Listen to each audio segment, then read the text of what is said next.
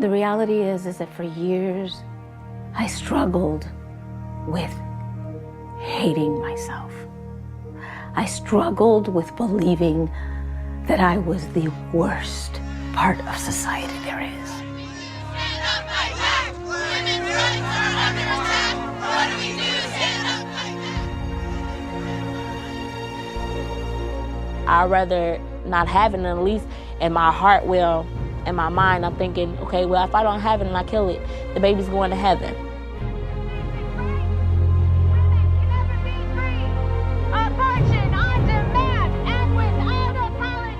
Once I worked at Planned Parenthood and I would go through the options, from the bottom of my heart, I believed the abortion was the best idea. And there's nothing wrong with abortion. It's a moral decision. It's a responsible decision.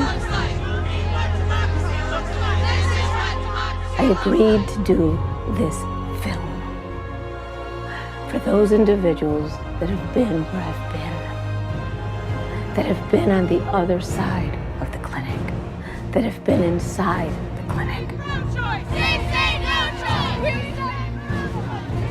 I wanted to provide another service to women. Because I thought that would make them happier, healthier, more whole. I wanted to be a good OBGYN, and a good OBGYN does those procedures. That's all.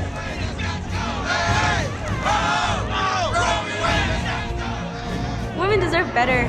We deserve the truth. We deserve options. Being pro-life is the choice. I believe that abortion is absolutely the most fundamental human rights issue of our time, and always will be, even after we overturn Roe v. Wade. Abortion should be safe, legal, and rare. But the only thing right now out of those three that we're living with is that it's legal. There are those of us on the pro-life side that will not judge you. Know that we're all not the same. But there are those of us who understand the truth.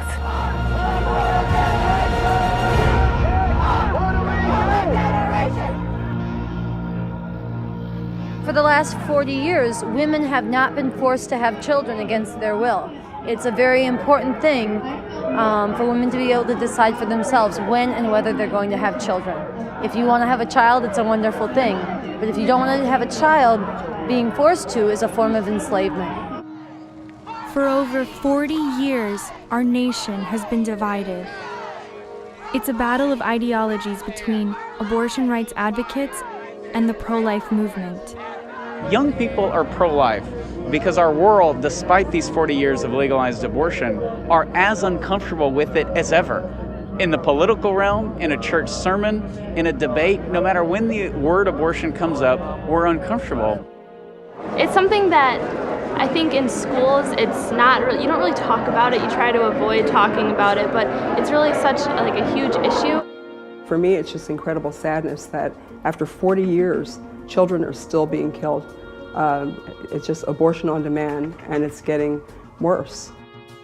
40 is the number for the end of testing, and I feel like in some ways that we're kind of coming out of a wilderness. America is awakening to the reality of what abortion really is.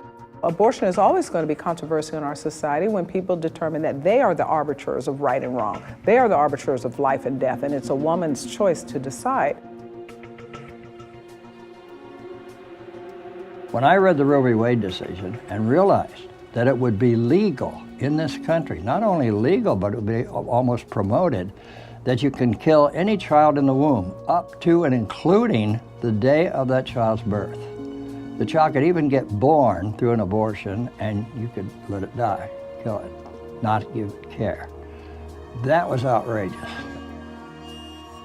When you actually read the decision, it is so indefensible as a legal matter, and even pro-choice legal scholars who like the result have come out and admitted, oh, you know, the analysis here is complete garbage. Justice Harry Blackmun, who wrote the majority opinion in Roe v. Wade, ruled that the 14th Amendment entailed a right to privacy, which included the right for a woman to have an abortion. Privacy is not in the Constitution. You can't find that word anywhere in there, but the Supreme Court, by extension, pushed it in there enough to pass two decisions, Roe versus Wade out of Texas and Doe versus Bolton out of Georgia. Neither case gave grounds for this kind of a decision at all. So, as one of the justices said, it was cut from whole cloth. It was made up and handed to us as something constitutional. If you read the Constitution carefully, there's nothing that suggests that you could ever have an abortion. Roe v. Wade was an assault at the very foundation of what our country was built upon, the rule of law, and slow, careful decision-making processes, looking at precedent and dealing with our written Constitution seriously.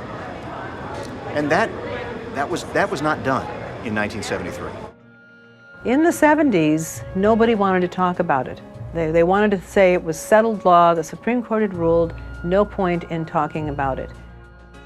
We believed it was important to show people what abortion really was and go out on the streets, do protests, picket the, a lot of the same kinds of things that we did in the civil rights movement.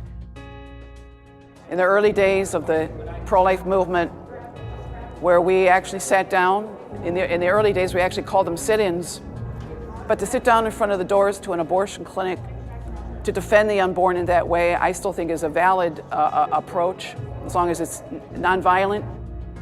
This movement is all about equality. It's all about justice. It's really a very simple concept, so simple and yet so easily forgotten in the course of human history that we think that some groups of people really aren't as equal as the rest.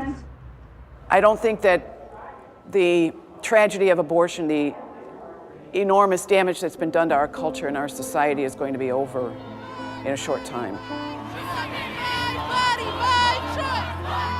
You're in the 21st century, and women have a right to choose, and it's our bodies.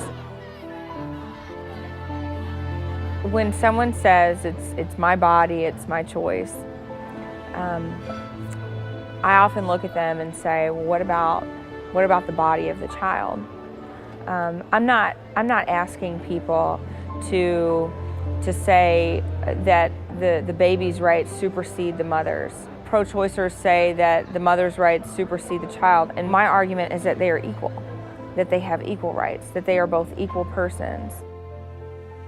Sometimes people see being against abortion as being anti-woman because it's assumed that the person who is against abortion only cares about the child. And so I think it's very important that when people articulate, they have to be able to articulate why being against abortion is actually pro-woman. And I think that needs to be articulated well, and it needs to be articulated carefully. Women need to decide what choices need to be made over their own bodies. I feel like the woman's right to choose, they're basically choosing for you, because they already know once they put everything in your head, you're going to choose abortion. You're going to choose what they want you to choose. I considered being pro-choice to be rational, compassionate, realistic, and being responsive to the present-day reality. It meant that I was a compassionate human being who cared about women, cared about the world, and had a realistic view of what was going on. We believed that we were providing a much needed and much misaligned but misunderstood service. We truly, truly did. And that's the scariest part when I look back, is I really didn't think we were hurting them. I just bought into the whole, it was my body, it was my choice. And I never followed that through to realize that that meant that somehow it was my problem. I had to take care of this problem when I became pregnant. I would have to say that, like most liberties in the United States, you know, my right to swing my fist ends where your nose starts.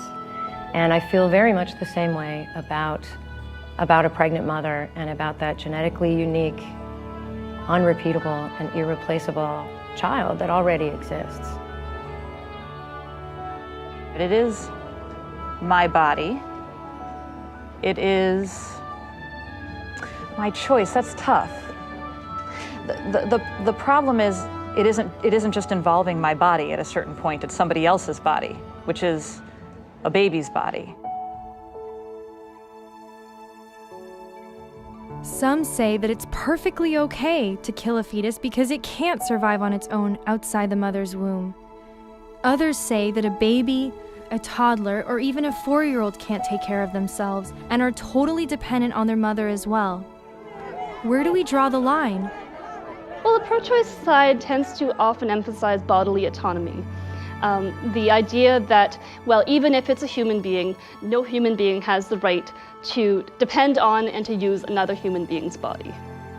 I find that argument misses the point, because if it's in fact a human being, then a mother does have an obligation to her child in the same way she would have an obligation to any born child. When I would meet somebody, or when I meet someone who says, I'm pro-choice, it's a woman's choice, usually I ask to choose what? What is abortion? What does abortion do? What does abortion do to that unborn life? What is the unborn child?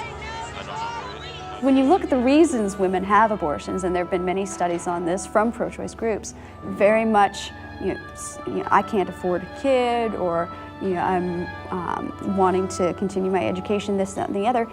They don't have anything to do with pregnancy. They have to do with the baby after the baby is born, not wanting to care for the baby. It has nothing to do with her body. No one ever says, I'm having an abortion because I feel like my body is being invaded by an alien parasite. Like, that's the kind of language, that's the rhetoric that's used in some of these pro-choice circles, but it's so far removed from reality. That's just not the reality. It's my body, it's my choice is a veneer, and underneath is, I don't know if I can count on the guy who said he loved me. I don't know how my parents are going to react. I don't know if my school will support me, or if I get a job, if I'm going to make a living wage, and will it include health care. I mean, that's what the reality is for most women. If you add up all the American casualties of brave men and women who died in all the major U.S. wars in the 20th century combined, they don't equal the number of lives lost through abortion in just the year 2012 alone, when over 1.2 million unborn children perished through abortion. Every day, well over 3,300 unborn children lose their lives in abortion clinics across our nation, and it's never reported. I think that it's good for us to remember those lives, though, and allow it to grieve us a little each day, so that it can inspire us to never rest and never be silent and never grow lazy in our work, because the death toll continues each day. The numbers are truly staggering when you really look at the impact, and no matter how you try to graph it out, no matter how many stadiums you try to fill up, no matter how many states you try to put in the perspective that wouldn't be here, our minds just can't comprehend that.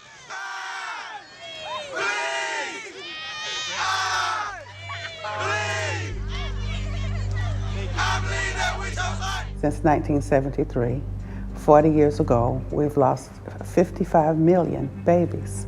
Many of those babies were African American babies, and I'm an African American woman. 2 of those babies were mine.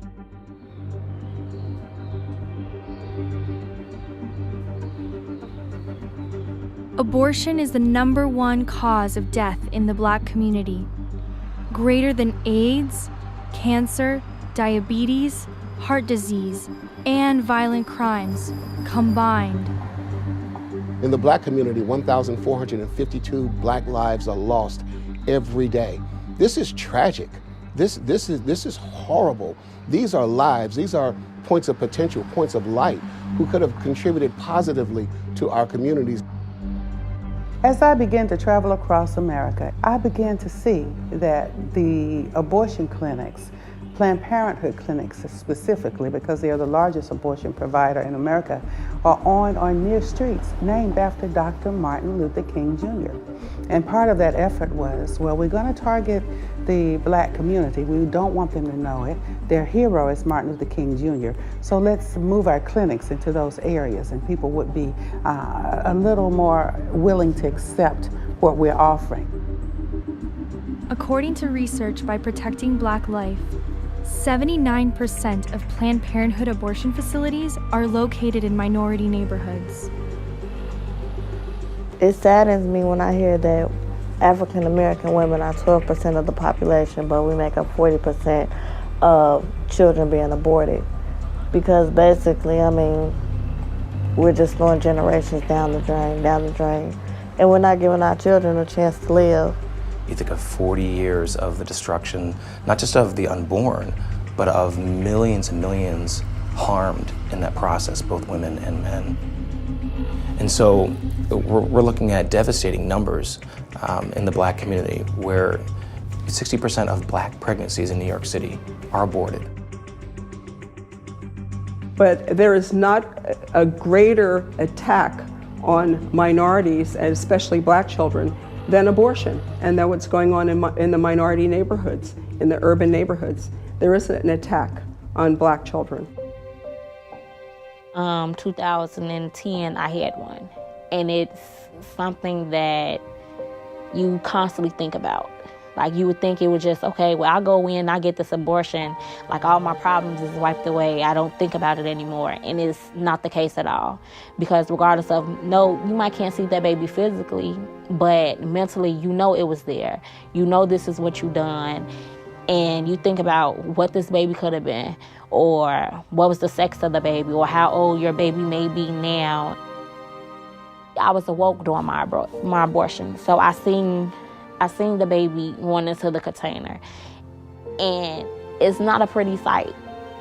And just seeing that image, and then when you go to other places and they try to show you images of baby, you be like, you don't want to see that. You seen it before. I actually regret it because I feel like I had the abortion to turn around in the same year and have to be pregnant again with another baby. I had made an appointment, waited for the appointment to come, drove from Indiana to the north side of Chicago and walked in, and I just couldn't do it. I was only in there like literally 2 seconds. I walked in and walked back out. And it was like, what made this child different from this child? I probably would have been with both. I don't know. Abortion also greatly impacts the Hispanic community. Latinas make up about 16% of the U.S. female population, but they account for nearly a quarter of all abortions, to the tune of over 300,000 every year, breaking down to over 825 abortions by Latinas every day. Latinas girls usually think they don't have support, enough support from family, from boyfriends, or even married couples sometimes financially think they cannot handle. Planned Parenthood strategically targets the Hispanic community with countless abortion clinics in Latino barrios across America, as well as with marketing campaigns. I am that poverty Hispanic female that Planned Parenthood, is constantly on the TV priding themselves that they're helping me. I was her. Never once did Planned Parenthood give me information to empower me to make an informed decision. When I was 16 years old, I walked into Planned Parenthood for the first time in my life to exercise my freedom of choice.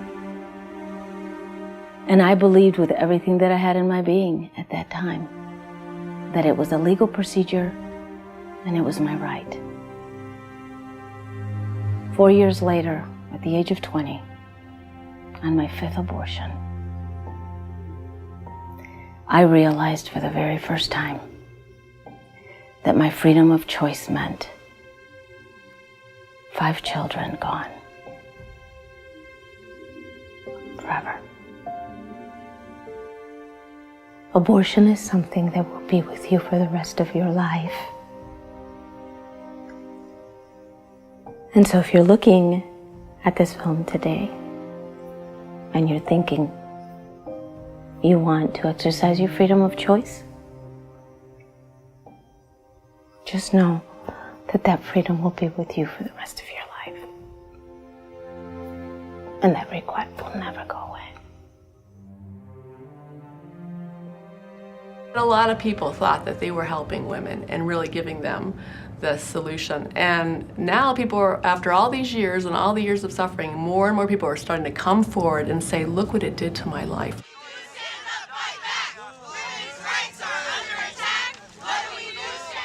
Fetuses are definitely not babies. They have the potential to become humans. They will become babies if they go through a 9-month process of growing and developing within a woman's body.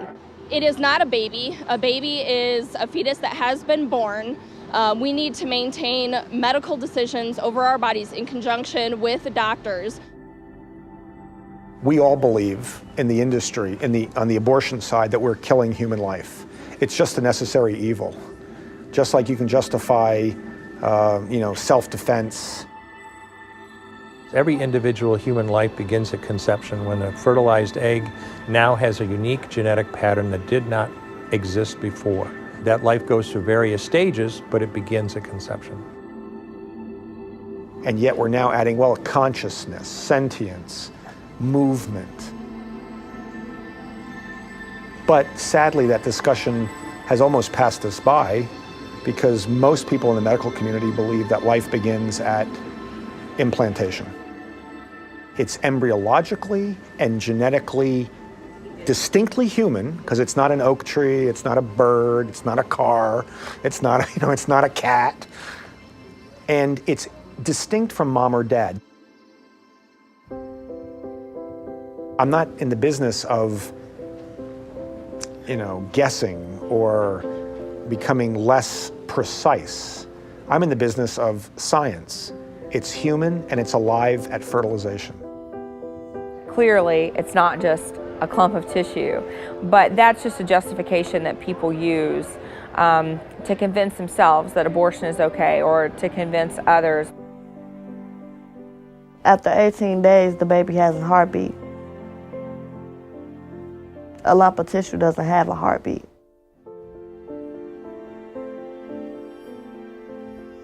Now, we will say to people who are young and impressionable, don't worry about it, it's just a blob of tissue, to try to prevent them from engaging the difficult decision of having an abortion.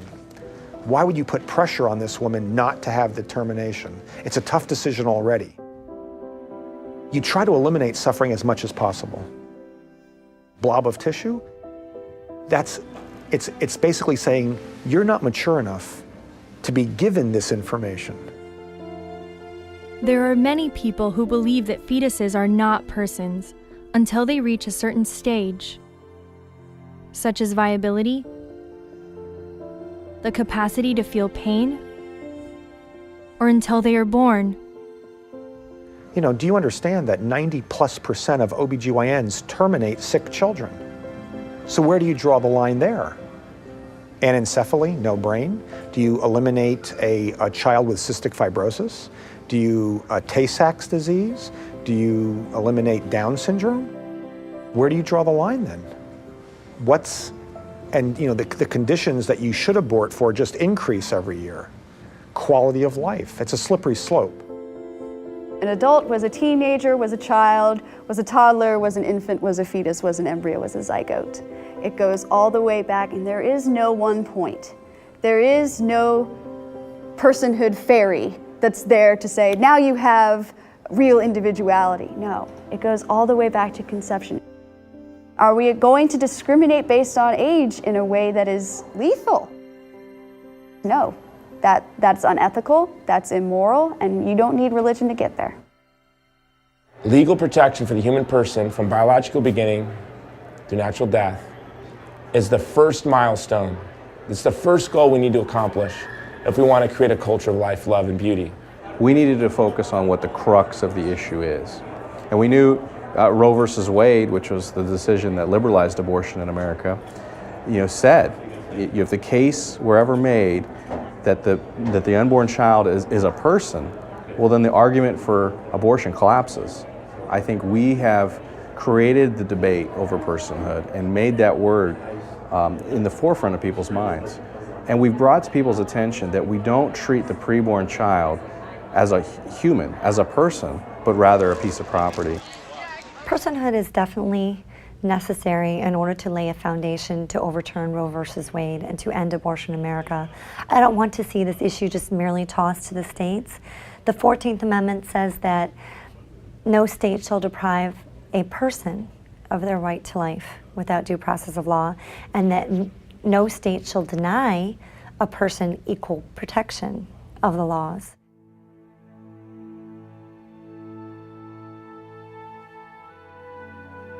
The right to abortion is a right. It is a fundamental right for women's lives. And being for the right to abortion means that I respect the humanity of women. This is a human right, it's a women's right. Well, humanists have a long-standing tradition of being for social justice and equality and for fighting for the little guy. And humanists seem to not make that connection that when it comes to the preborn, if the preborn are human beings, if they're a member of the human family, then the extension has to be made that if we're going to fight for equality and for social justice for the weak and for the underprivileged and other people who've been marginalized, that has to include the preborn, if the preborn are human beings. This is the cause, this is the civil rights issue of our day, and it's worth every painful moment, every joyous victory. It's worth every ounce of energy within us to defend human life and to restore dignity in a culture that has lost sense of the awe and wonder of human life. I have a dream that one day this nation will rise up and live out the true meaning of its creed. We hold these truths to be self-evident, that all men are created equal. When my uncle, Dr. Martin Luther King Jr. said, injustice anywhere is a threat to justice everywhere, we must all begin to agree that it is an unjust thing to take the life of a little baby in the womb. It is the most important issue of our time because it's the most fundamental issue. If there's no right to live, no other rights matter. Unborn children are the most defenseless members of our society. They have no way to fight back, they have no way to speak out, no way to stand up for themselves. And so we see the attack on their fundamental right, their right to life, when they're being killed by the thousands each day legally, as the greatest human rights abuse I believe our country has ever seen. The pro-life movement began as a civil rights movement. For the first portion of the movement, they did not want to have the movement being identified with Catholicism. So they were very careful about presenting a civil rights and a human rights angle on the movement, where nowadays nobody will even hear pro-life and think anything else but, oh, Christian, religious. The abortion movement's strategy was to make this a religious issue. They pitted the enlightened, progressive abortion supporters versus those backward Catholics. And by doing that, they completely marginalized any non-Catholic opposition to abortion in the public sphere and in the media. And we're still seeing the reverberations of that today. And whenever a pro-life leader assumes that every pro-lifer is Christian, they walk right into the pro-choice trap. It's been laid there by design, and they've got to stop. Whoever wants to help us save babies is welcome. When someone gives a religious argument, immediately the person says, oh, I don't have to listen to that because I'm not a Christian, therefore they will throw out the entire message. Look at human trafficking. If you look at human trafficking, you see lots of faith-based organizations working against human trafficking because it's part of their faith and good for them. But nobody ever says, well, human trafficking must be a religious issue. No. And that's how abortion's got to be. It's got to be in that sort of frame. There's no greater issue, there's no greater cause than the fact that unborn children that are the most vulnerable are being killed by the thousands. And so I think that regardless of your political persuasion or your religious persuasion or whatever you otherwise believe, everyone can agree that human life must be protected, especially in its weakest forms.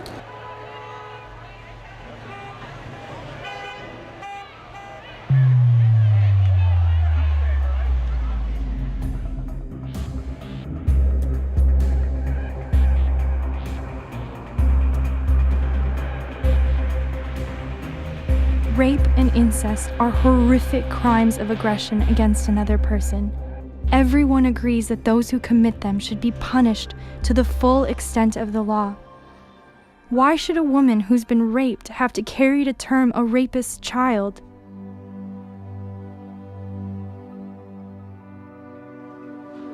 My first advice would be, let's make sure that you're getting the help that you need to deal with the rape.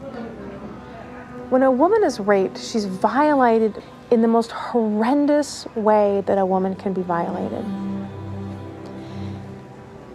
When a woman who finds herself pregnant after a rape then aborts the child, she then finds herself being the victimizer after having been the victim. And it's actually more damaging to the woman. It perpetrates the rape again and again for her.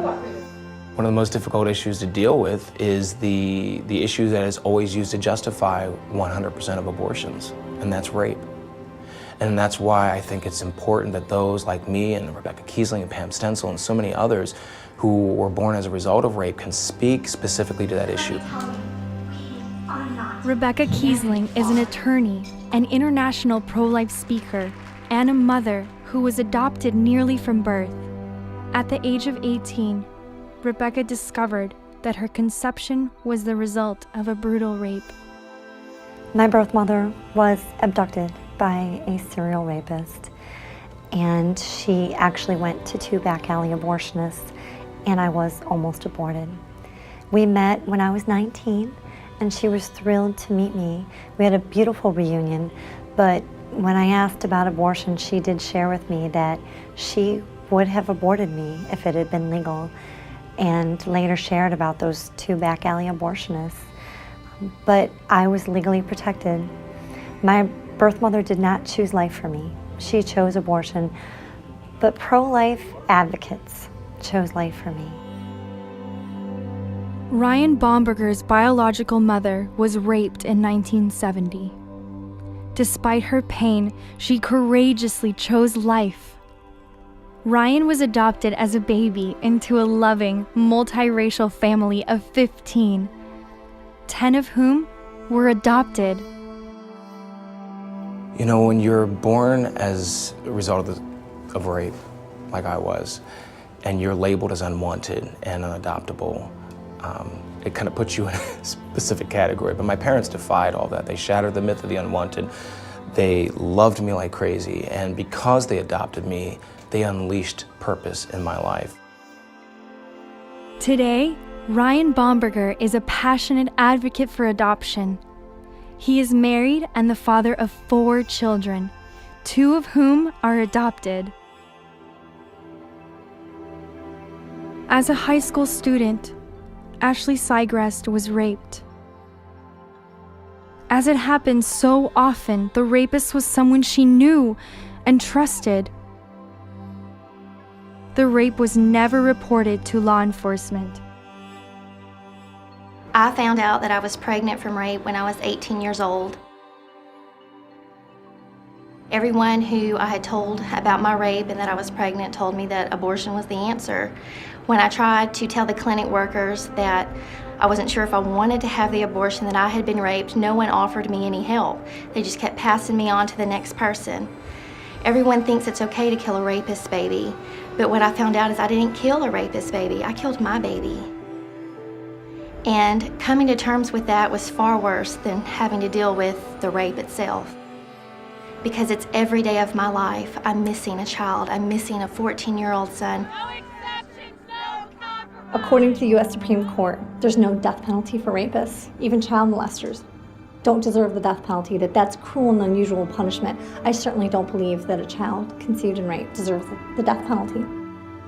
The issue is it a child or not? If this is a life, if this is a human being, under what circumstances do we kill another person? And that's really the end of the debate. There's a lot more people in this country who are conceived in rape than people think. We are 1% of the population. According to the CDC, there's over 32,000 rape-related pregnancies in the U.S. every year. And the majority of them are born. 25,000 to 27,000 are born every year. When you look at the birth rate for the United States, that is 1%. And any woman who's ever lost a child, whether it was through abortion, miscarriage, an accident, or a disease, your heart always longs for that baby. Abortion is not the answer to rape. Rape is not an excuse for an abortion. And I speak out because I want to protect those women who've been raped, to let them know you are better than abortion. Your baby is worth more than abortion. The people who are healed become, they're in the forefront of speaking the truth, because those who've lost their children know the lived truth of abortion, and that's important.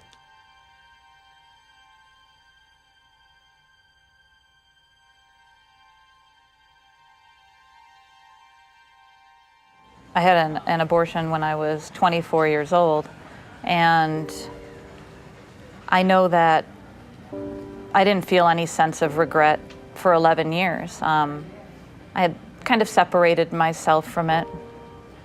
But then I did feel great regret and remorse, deep, soul-wrenching regret and remorse. But I think some women don't feel regret and remorse because they've distanced themselves from it and they just keep it pushed away. Actually, I think that that's probably a lot of people in the pro-choice movement, I think, have done that. So I don't think everybody feels regret, but I would tend to think it's because they haven't looked very hard at what they've done.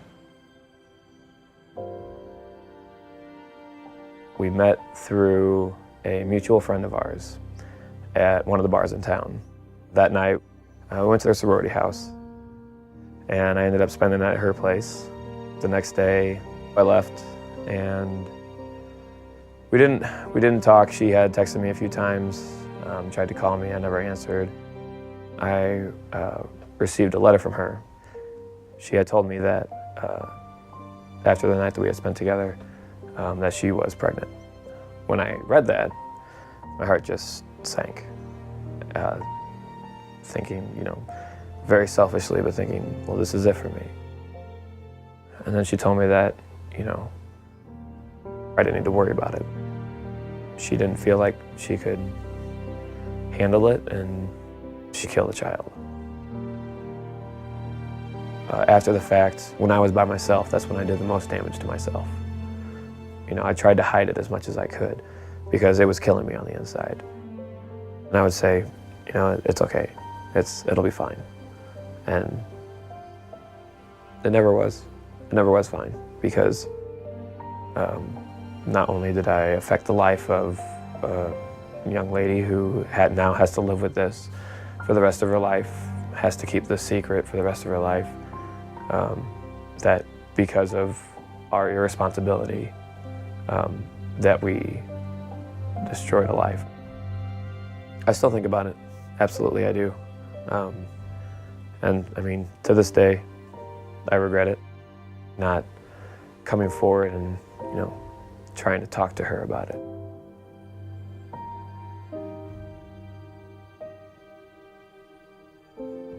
Aha moment, right, of being pro-choice, and then I have 3 living children, that didn't even do it. It was learning of a surrogate mother, an acquaintance, friend of a friend, who part of her contract was genetic testing on the baby she was carrying for a genetically unrelated couple. And she had the testing done, and it came back positive for Down syndrome, so the baby would be born with Down syndrome. And she was offered payment of her contract in full to abort, and she did. And that's when the light bulb finally went off, that children are now a commodity to be created and bought and sold and discarded. And it finally led me to really question my deeply held beliefs, and also to examine my own role and take responsibility in my own role in the death of my first child and my role in the deaths of thousands of children at the center. Abortion is a betrayal of feminism. This is animal farm feminism. This is something we all reject because it rejects the basic tenets of feminism, which are nonviolence, non-discrimination, and justice for all. We know that abortion is a reflection that we have not met the needs of women, and women deserve better. Lila Rose and her organization, Live Action, has produced a series of undercover videos that has forced Planned Parenthood and the abortion industry to confront and amend practices they cannot defend. Planned Parenthood is definitely the industry leader for abortion. They're now sitting on $1 billion of assets. They get about $500 million in tax dollars. They commit over a fourth of the abortions in our country every year. And they're propagating abortion internationally as well. Live Action's recent Inhuman investigation has shed further light on the normalcy of the abortion industry's practices, including late-term abortions and infanticide. If people only knew what it really was like inside these abortion clinics, what a Planned Parenthood really does, what their ideology is, what their practices are, then people would be upset and people would stand up and say, we have to stop this. It's amazing what a little bit of visual truth can do to open people's eyes and to exhort them to stand up and to take action.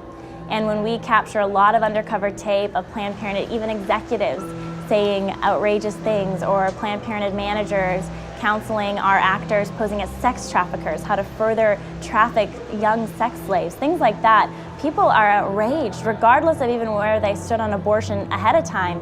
They're outraged and they start to question the organization, and they ultimately start to question abortion. In 2013, America witnessed one of the most horrific capital murder trials ever. Philadelphia abortionist Dr. Kermit Gosnell was convicted of 3 counts of murder in the deaths of born-alive infants at his House of Horrors clinic. The children were born and then killed. Killed by putting scissors in the back of their neck and snipping their spinal cord. Today, we've seen abortionist after abortionist after abortionist go to jail for doing live birth abortions, for sexually abusing women on the operating room table, for doing negligence and criminal misconduct.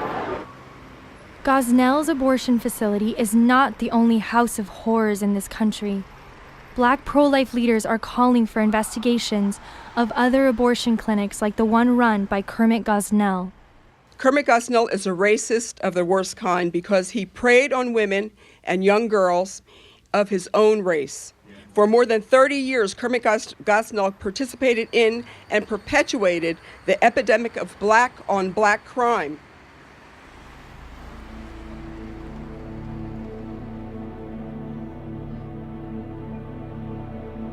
We know that there's a significant increase in mental health issues among post-abortive women. We know that there's a link between depression, alcoholism, drug abuse. All those things can come in the aftermath of abortion. The very young girls are afraid because they're very young, 14, 15 years old. They're afraid the boyfriend has probably left them, and they feel like their whole life is gone. Or the girl who's going to college, I can't do this, I have to go to school. And that's the most important thing to them and the most fearful thing to them at the moment. She knows she has another choice other than have abortion. She knows she has a choice to have the child. She's afraid. She doesn't, the uncertainty, what are people going to think? How will I take care of this child? How is my life going to change? I've been in that state of mind, like feeling alone and having no one to run to, who's going to be there to help me when the father was like, he wanted nothing to do with neither of us. I feel like if I would say to somebody that was my age and was going through the predicament that I was going through, I would say choose life because, I mean, a baby, it's hard, I'm not going to lie, but it pays off in the end, and you have the baby to love unconditionally.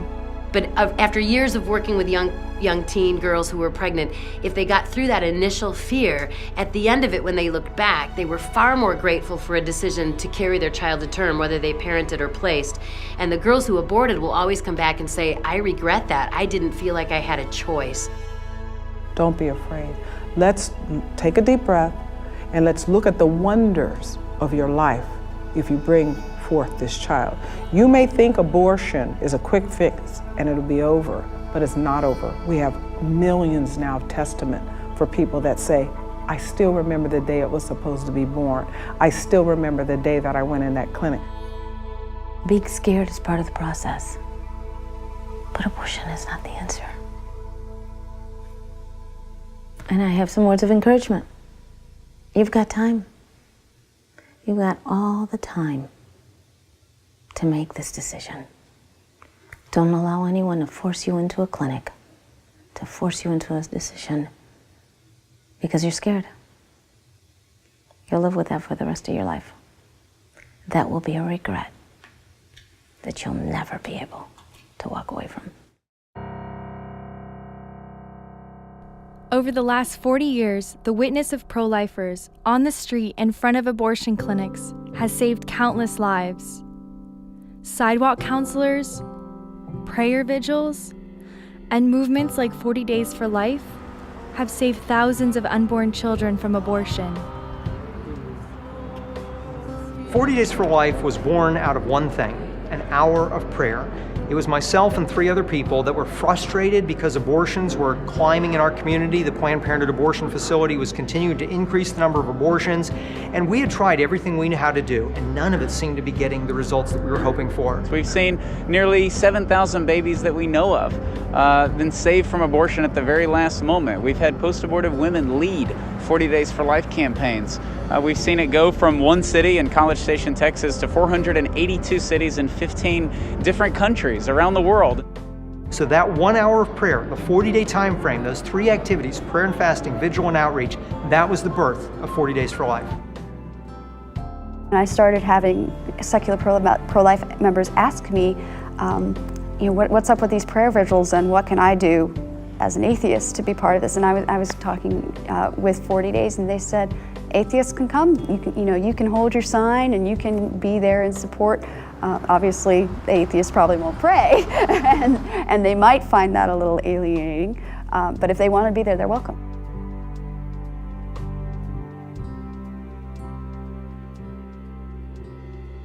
I was born before Roe, but just barely.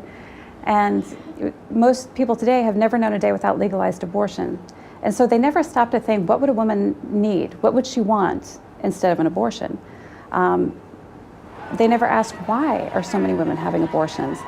And because they just buy into the status quo, they never question and think maybe women deserve something better than abortion. I ran into a pro-life activist, and so she sat down and she showed me a movie that really touched my heart, and so it made me start crying. And so when I got home, I basically prayed to God and asked Him to help me. And so the next day I called the abortion clinic and told them to cancel the abortion. Abortion is not right at all. Abortion is just legalized murder to me.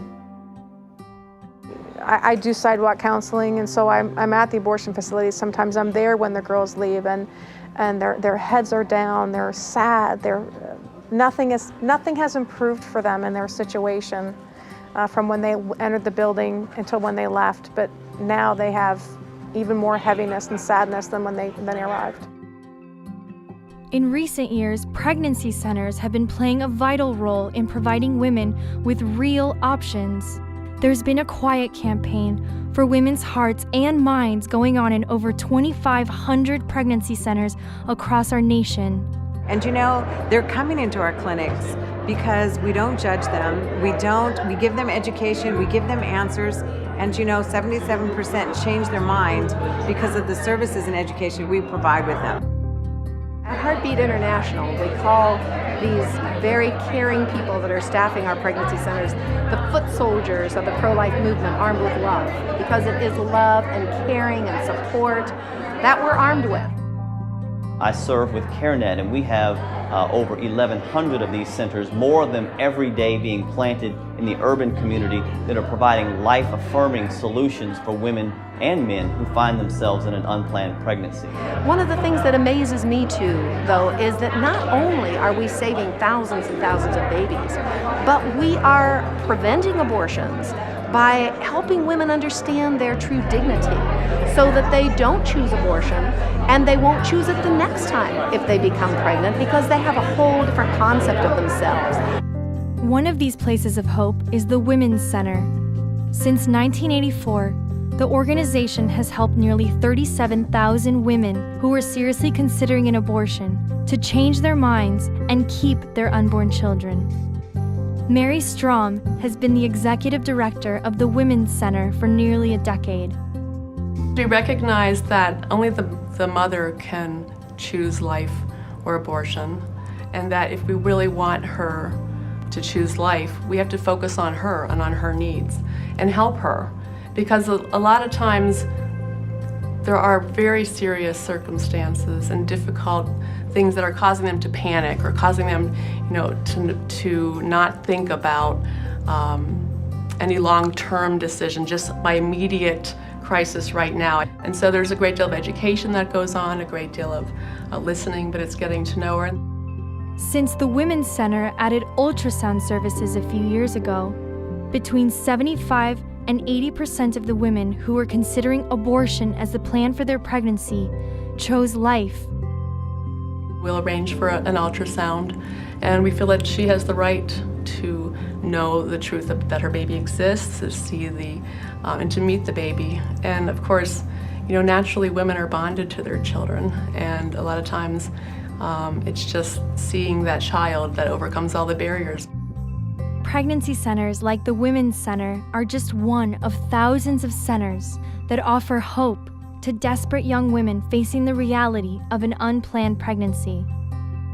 We give diapers. Last year we gave over $1 million worth of supply, of clothing and furniture and just things you need on a day-to-day basis. And they can come once a month after the baby's born. They can come once a month and shop for their whole families. We really do care about the women. It's not just their babies. We love the babies, of course. But be fair to yourself, love yourself, and give yourself the chance to be helped. We all need help. I think there's a challenge for us as a human community that we have to be the people of love. We have to make it possible for men and women who are confronted, perhaps, with this pregnancy to be able to carry their baby. There are people who will adopt, there are people who will companion.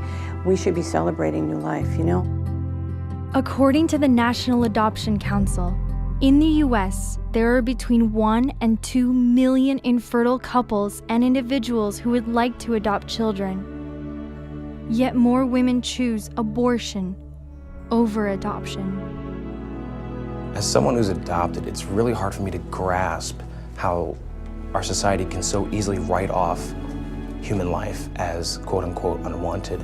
So that's why I'm particularly passionate about this. I'm not only adopted, but I'm also an adoptive father. So I look at that loss of 55 million and it just seems, I don't know, it's painful to think of the lives that we are missing out on, the lives that could be impacting us, the lives that we could be loving.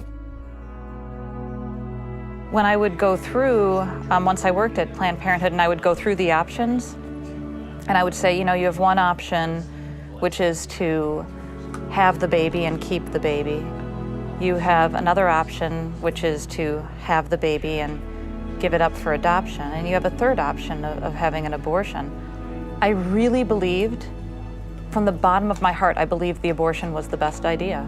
I saw the other two as being cumbersome and difficult and damaging to the person in front of me. I absolutely believed, to the bottom of my heart, that abortion was the best option for her, although I did not necessarily see it as being morally the best option for her.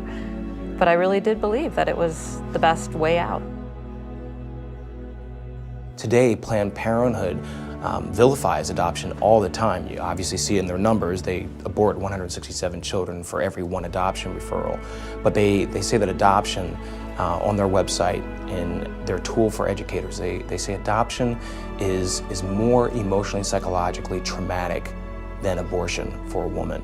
So you have the pro-abortion side demonizing adoption, and the pro-life side still trying to grasp how beautiful an option it is. You know, my mom placed me for adoption 45 years ago. I had no say-so in the situation, but I grew up in a household that certainly was far from perfect. But when I was 27 years old, I sought out my parents, and I wanted to say to them one thing, and that was thank you. There are millions of families out there who really would love to welcome a baby into their home, and they're facing fertility problems of one sort or another. They would love the opportunity to take a new baby and to make that child part of their own family. It's an option that very few young women think about, and yet it's probably one of the best choices they could possibly make at that stage. If a girl is pregnant and she doesn't have the kind of support or system available for her to make it possible to raise her child. This is a beautiful and loving option, and we need to focus more time and attention on adoption because everyone isn't in a position where they should raise yet one more, especially in our hard-hit communities. For a young woman who feels like abortion is the only solution and is offered adoption, she's able to see beyond the present moment and see what is possible in the future. And she makes a loving parenting option by choosing a couple who will love her child.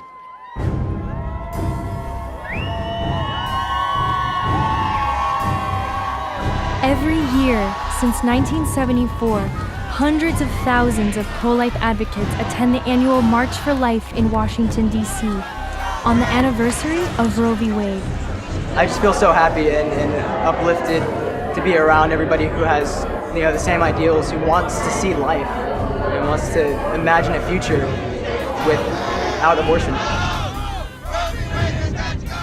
Today marks a somber moment in our country's history where we remember that 55 million Americans have died as a result of legalized abortion in the last 4 decades. The 40th anniversary of Roe v. Wade in January 2013 attracted a crowd of an estimated 650,000 people to the March for Life in our nation's capital. And the great majority of them were young people. You know, I've always said to the young people, you are not just the future of the pro-life movement, you are the present as well. Because together, in an intergenerational way, we need to bring an end to this killing. The March for Life started from small beginnings. In the very beginning, we had 7 people who came together in Nellie Gray's dining room and sat around the table and made the decision that we were going to do this, in spite of the fact that a lot of the national leaders thought we shouldn't take this risk. Every year, despite the multitudes of young people, the mainstream media mostly ignores the March for Life. I think there is a media bias because there has to be. They can't go on covering the truth. They can't go on, covering stories where 400,000 or more people are coming together to stand up against something that seems so culturally normal. The issue of abortion, that is the hardest thing on my heart right now. And I'm so glad to be here to be protecting the innocent children. I think at the level of the states, we're seeing major victories. Over 200 pro-life laws have been enacted in the last 3 years. And also in the court of public opinion, we're winning. More Americans are self-identifying as being pro-life. It's really awesome, awe-inspiring to see hundreds of thousands, literally, of young people marching in DC, marching on the West Coast, marching across the country, going to rallies. And it's because they believe that human life, there's nothing more important than human life. There's no greater cause to fight for. It's all about the youth. It's all about us. This is such an energetic and vibrant generation. And for us to be here, it just kind of goes to show that we are the pro-life generation. We're going to end abortion. The third of my generation is now missing. And people that could have been my best friends or people that I could have changed my life or changed this world are no longer here. So it's personal, and I can't ignore the fact that it's going on, and it's been going on for 40 years. I need to do something about it. I can't just stand there and not do anything about these people, these babies who are being killed for absolutely no reason whatsoever. Every generation has something that can define them. And right now, this generation, right now, I believe what will define them is this is the generation that will end abortion. This is about educating a people that for 40 years haven't been given the full truth. It's time now to speak the truth.